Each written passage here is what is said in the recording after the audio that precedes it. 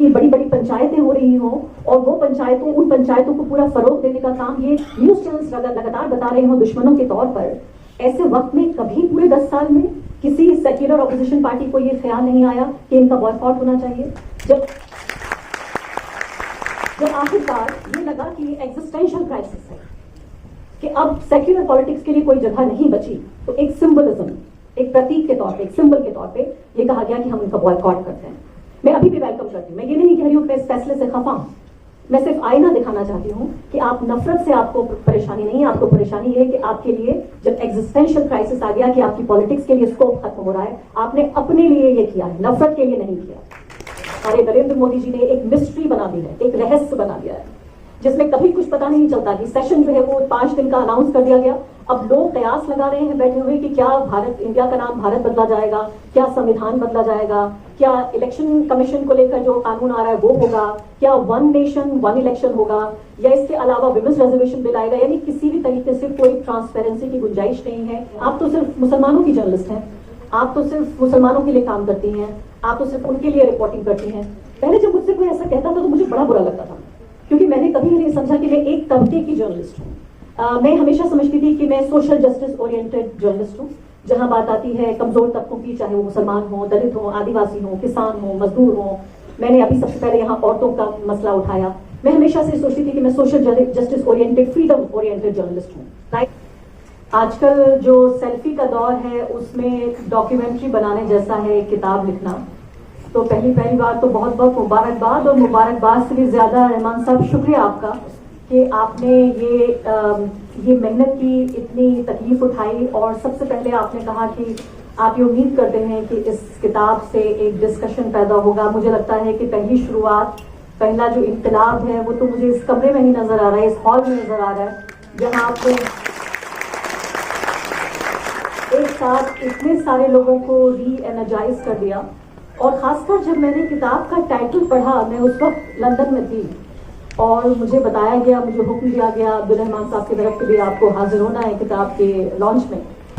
मैंने बहुत वक्त नहीं लगाया इनको हाँ कहने में, मैं आना चाहती थी, लेकिन मैं बहुत ज़्यादा सरप्राइज हो गई, क्योंकि जिस तरह का जर्नलिज्म मैं कर रही हूँ पिछले कई सालों में, और ख़ासकर इस साल में, हम अक्सर जिक्र कर रहे हैं कि मुसलमान एक सर्वाइवल की लड़ाई लड़ रहे हैं। हम जिक्र कर रहे हैं कि हिंदुस्तान में किस तरीके से एक स्लो जेनोसाइड, एक तरह का नरसंहार चल रहा है, एक तरह की इकोनॉमिक अपार्थाइड। यहाँ पर इतनी मुश्किल है कि अब स्कूलों में टीचर्स बच्चों को उनका मजहब देखकर सजा देने लगी हैं।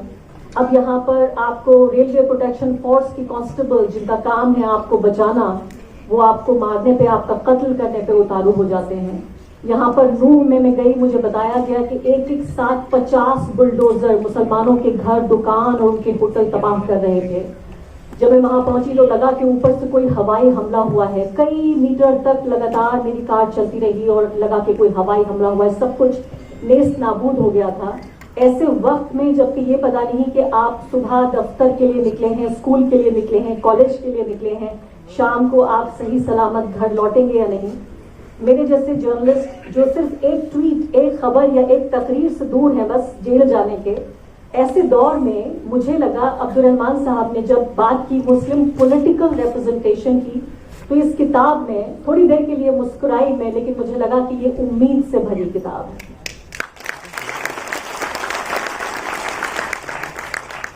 क्योंकि ये किताब सर्वाइवल की बात नहीं कर रही है, ये किताब हक की बात कर रही है, ये किताब रहम नहीं मांग रही है, ये किताब जो हमारा है वो हमें दे दिया जाए ये मांग रही है।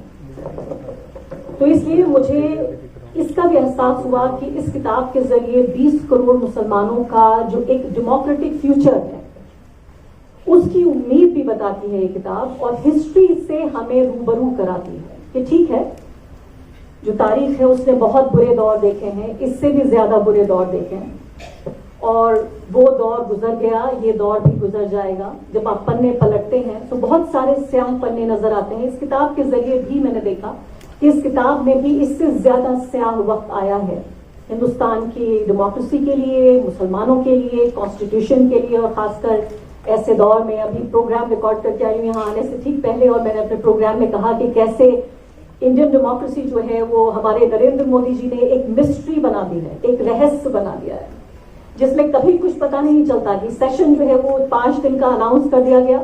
अब लोग कयास लगा रहे हैं बैठे हुए कि क्या भारत, इंडिया का नाम भारत बदला जाएगा, क्या संविधान बदला जाएगा, क्या इलेक्शन कमीशन को लेकर जो कानून आ रहा है वो होगा, क्या 1 नेशन 1 इलेक्शन होगा, या इसके अलावा विमेंस रिजर्वेशन बिल आएगा। यानी किसी भी तरीके से कोई ट्रांसपेरेंसी की गुंजाइश नहीं है।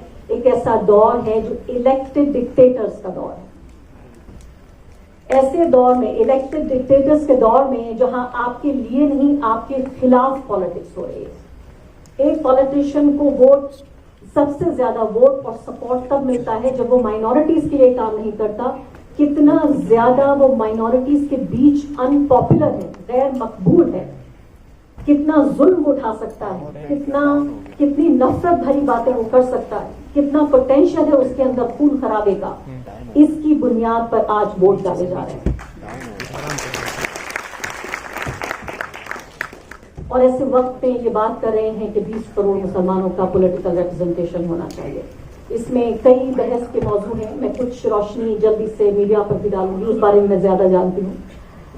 इसमें खासकर जिक्र हो रहा है कि किस तरीके से मुसलमान अपना रिप्रेजेंटेशन मांगे। बात हो रही है कि क्या मुसलमान अपनी पार्टी बनाए, बात हो रही है क्या मुसलमान जो सेक्युलर पार्टी है उनमें अपनी जायज जो हिस्सेदारी है उसकी डिमांड करें, उसकी मांग करें। बात यह भी हो रही है कि क्या मुसलमान एक प्रेशर ग्रुप की तरह सियासत से बाहर बैठकर एक प्रेशर ग्रुप की तरह काम करें, क्योंकि ये वो वक्त नहीं है, ये सही वक्त नहीं है जब आप इलेक्शन लड़ें, क्योंकि आपका चेहरा देखकर वोट इधर तो कम पड़ते हैं और उधर ज्यादा पड़ते हैं। आपको दिखाकर पोलराइज किया जाता है वोटर को। तो ऐसे वक्त में बहुत सारे ये ऑप्शंस हैं। मुझे लगता है कोई एक ऐसा फॉर्मूला नहीं है जो पूरे मुल्क पर लागू होता हो। हर स्टेट की अपनी लोकल रियलिटीज हैं। कहीं पर मुस्लिम पॉलिटिकल पार्टी ठीक है, कहीं पर सेक्युलर पार्टी के अंदर हिस्सेदारी ठीक है, कहीं पर हो सकता है इलेक्शन ना लड़ना ठीक हो, कहीं हो सकता है एक तरह की जबान बोलना ठीक हो, कहीं दूसरी तरह की जबान बोलना ठीक हो। सबसे बड़ा मकसद ये है कि पॉलिटिकल रिप्रेजेंटेशन होना चाहिए और इसमें एक तरह की स्ट्रेटेजी, एक तरह की हिकमत अमली हो। बहुत कुछ ऐसा है जो खिलाफ हुआ है, लेकिन बहुत कुछ ऐसा है जो अब भी फेवर में है। फर्क सिर्फ इतना है कि जो नफरत की आवाजें हैं, जो तशद्दुद की और वायलेंस की आवाजें हैं, वो इतनी जोर से बोल रही हैं, उनकी आवाज इतनी ज्यादा तेज है कि जो उसमें अमन की आवाजें हैं, जो एकता की आवाजें हैं, वो सुनाई कम देती हैं।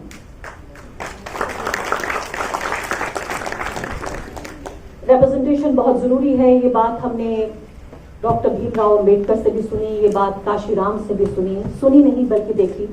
और दलितों का हाल मैंने देखा, खासकर अपने स्टेट उत्तर प्रदेश में।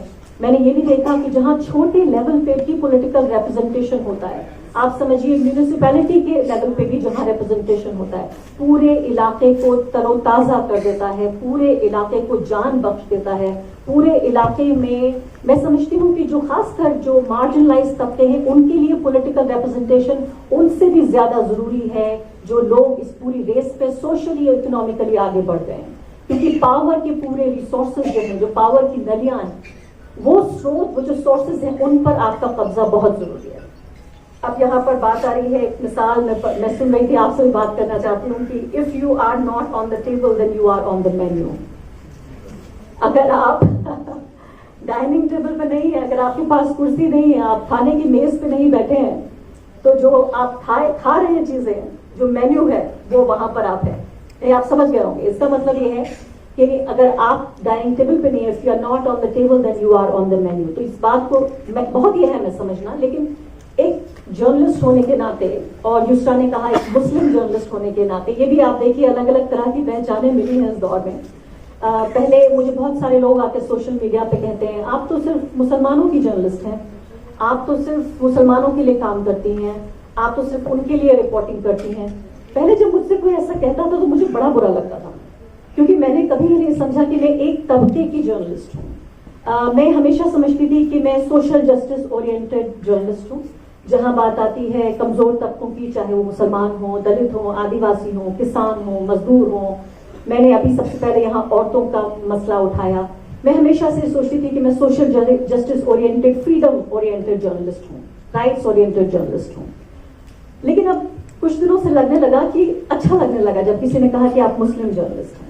न जाने क्यों अब मैं इसे ताज की तरह पहनती हूँ।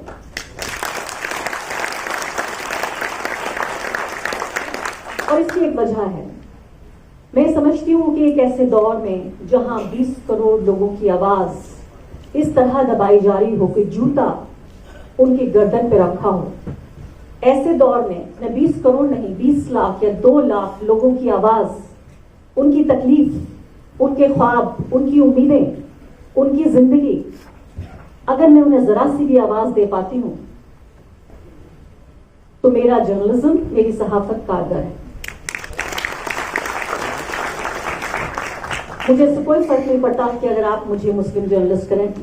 मैं पैदा हुई हूँ मुस्लिम घर में, मैं अपने को आइडेंटिफाई करती हूँ एज ए मुस्लिम, लेकिन मुझे लगा कि शायद एक बॉक्स में बांधने की एक कोशिश है और एक तरह से मुझे मेरी जो एक इमीडिएट आइडेंटिटी है, और खासकर ऐसे बहुत सारे मौके रहे, मैंने हिंदुस्तान के सबसे सेक्युलर न्यूज रूम में भी काम किया है और हिंदुस्तान के सबसे सेक्युलर न्यूज रूम में मैंने बदतरीन कम्युनलिज्म सहा है। तो सिर्फ फर्क इतना हुआ है कि उस दौर में कम्युनलिज्म को बुरा माना जाता था, थोड़ा ढक के छुपा के कम्युनलिज्म किया जाता था। नरेंद्र मोदी ने आके उसी कम्युनलिज्म को फैशनेबल बना दिया।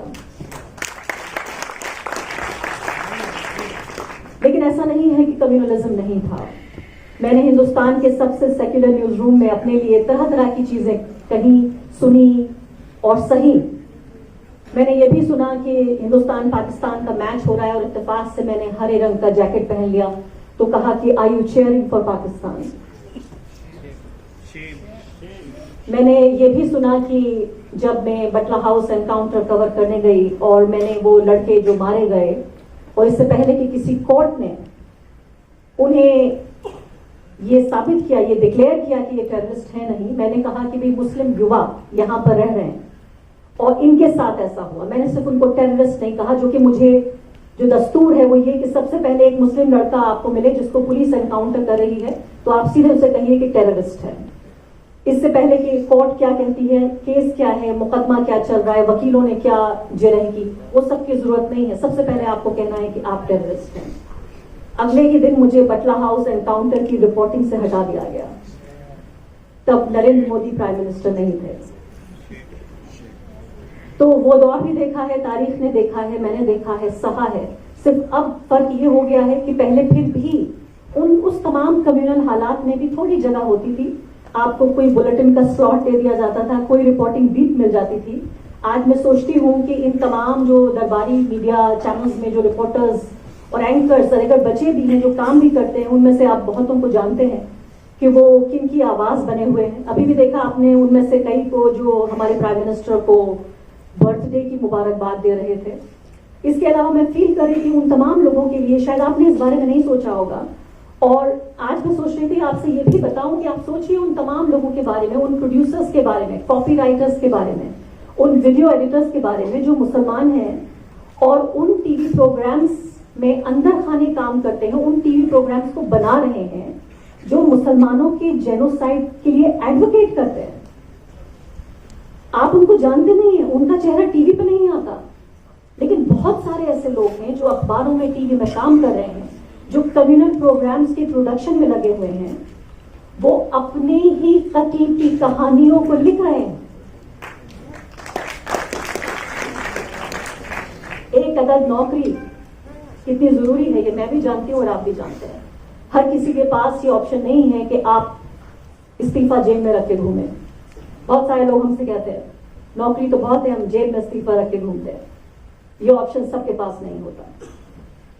तो इसलिए ये बहुत अहम है इस वक्त समझना कि इस तमाम ये जो पूरा दौर चल रहा है, इस पूरे दौर में भी आपको अलग अलग तरह से जो जिस तरह के तमगे दिए जा रहे हैं। मैं बहुत सारे ऐसे लोगों के साथ काम करती हूँ जो सेक्युलर हैं और वाकई सही मायनों में सेक्युलर हैं, लेकिन रिप्रेजेंटेशन क्यों जरूरी है, मीडिया में भी रिप्रेजेंटेशन क्यों जरूरी है। मेरे बहुत सारे साथियों के लिए बहुत वेल मीनिंग लोग हैं, मतलब कि समझिए कि जिस ऑर्गेनाइजेशन में अभी काम करती हूँ, आखिरकार मुझे आके लगा कि मुझे आखिरकार अपना घर मिल गया है, जहां मेरी डाइवर्सिटी को न सिर्फ कि टॉलरेट किया जाता है बल्कि कभी कभी सेलिब्रेट किया जाता है।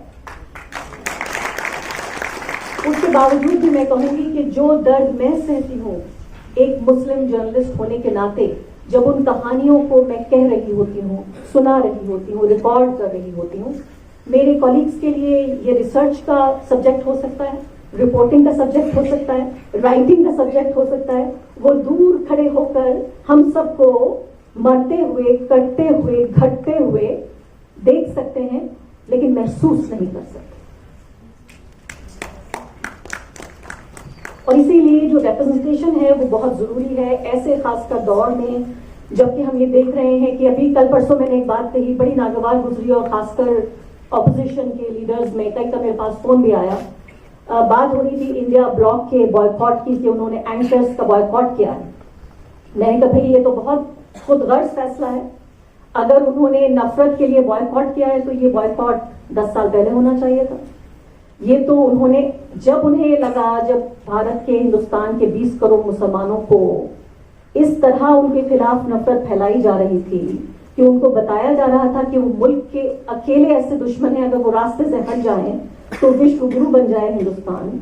वो इतने बदतरीन लोग हैं कि एक वायरस अपने ऊपर लाद कर, अपने को इन्फेक्ट करके, वो बाकी हिंदुस्तान के लोगों को, 120 करोड़ जो बाकी बचे लोग हैं, उनको वायरस देने के लिए बन गए हैं। वो कोरोना बॉम्ब है, उन्होंने कोरोना जिहाद किया है। ऐसे वक्त में जब बाकायदा बॉयकॉट की कॉल्स हो रही हों, जहां की बड़ी बड़ी पंचायतें हो रही हों, और वो पंचायतों, उन पंचायतों को पूरा फरोग देने का काम ये न्यूज चैनल्स लगातार बता रहे हों दुश्मनों के तौर पर, ऐसे वक्त में कभी पूरे 10 साल में किसी सेक्युलर ऑपोजिशन पार्टी को ये ख्याल नहीं आया कि इनका बॉयकॉट होना चाहिए। जब आखिरकार ये लगा कि एग्जिस्टेंशियल क्राइसिस है, कि अब सेक्युलर पॉलिटिक्स के लिए कोई जगह नहीं बची, तो एक सिंबलिज्म, एक प्रतीक के तौर पे, एक सिंबल के तौर पे ये कहा गया कि हम उनका बॉयकॉट करते हैं। मैं अभी भी वेलकम करती हूँ। मैं ये नहीं कह रही हूँ कि मैं इस फैसले से खफा हूं। मैं सिर्फ आईना दिखाना चाहती हूँ कि आप नफरत से, आपको परेशानी नहीं है, आपको परेशानी ये है कि आपके लिए जब एग्जिस्टेंशियल क्राइसिस आ गया कि आपकी पॉलिटिक्स के लिए स्कोप खत्म हो रहा है, आपने अपने लिए ये किया है, नफरत के लिए नहीं किया।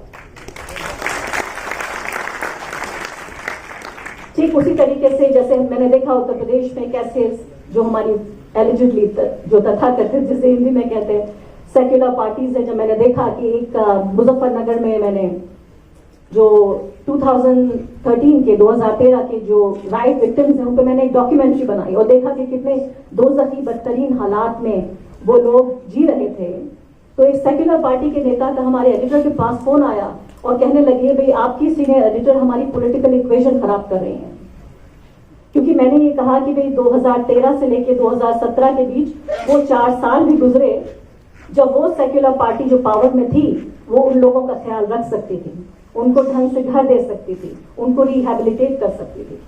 तो ये हालत है। तो मुझे लगता है कि मीडिया के एक नुमाइंदा होने के नाते, और आप सब लोग जो किसी ना किसी हैसियत में काम करें, यहाँ बहुत सारे मेरे मीडिया के दोस्त भी हैं, और बाकी आप जिस भी कैपेसिटी में हैं, कम्युनल पार्टी को भी हैंडल करना जरूरी है, सेक्युलर पार्टियों को भी एक दबाव बना के रखना जरूरी है, उनको भी, क्योंकि ये भी बहुत बुरी आदत है सेक्युलर पार्टियों की कि कब वो लेफ्ट से राइट की तरफ मुड़ती चली जाए, उनको भी बीच में रखना बहुत जरूरी है। और इसके लिए भी हमारे सामने जो यहाँ पर बैठे हुए मेहमानों में वो भी एक साथ मौजूद है। सेक्युलर पार्टियां राइट की तरफ न जाए, सेंटर तक ही रहे, इसके लिए खैर बहुत बहुत शुक्रिया आप लोगों का। मैं आप लोगों से ये गुजारिश करती हूँ कि इस किताब को जरूर पढ़िए और उम्मीद बनाकर और साथ साथ उम्मीद बचाकर जरूर रखिए।